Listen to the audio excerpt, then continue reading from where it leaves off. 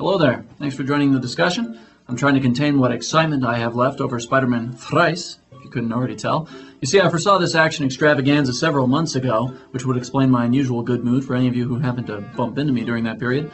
My only piece of caution, or rather analysis, for this film would be to say that there was no coincidence that the third film in this installment happened to feature 3 villains. Now, is that clever or is that clever? It's clever.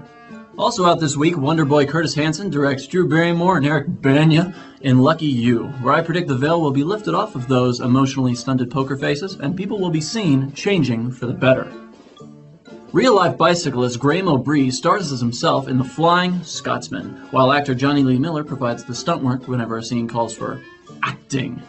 Waitress stars Felicity's Kerry Russell and Firefly's Nathan Fillion in this cute little indie flick, and they look pretty damn good doing it.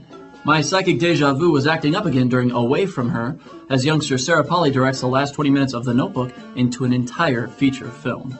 And speaking of seeing double or triple, whatever the term for 20 would be, us clairvoyants just call it seeing 20, don't know what you're all calling it. What I'm getting at is Paris Je t'aime, a collaboration of 20 different directors and their own little story about that city we like, Gay Paris. The lack of any precognitive powers is the premise of Civic Duty, a tight little yarn of paranoia about a guy who thinks his neighbor is a terrorist. And lastly, or just last, is The Treatment, which stars Chris Eigeman of Whit Stillman fame as a guy who sought mental help from Bilbo Baggins and ended up in a smart version of the terrible Uma Thurman picture, Prime. That's all this week. I'm Charlie Baker, Cinema Psychic. Thanks for your ear, and I'll foresee you 28 weeks later, next week.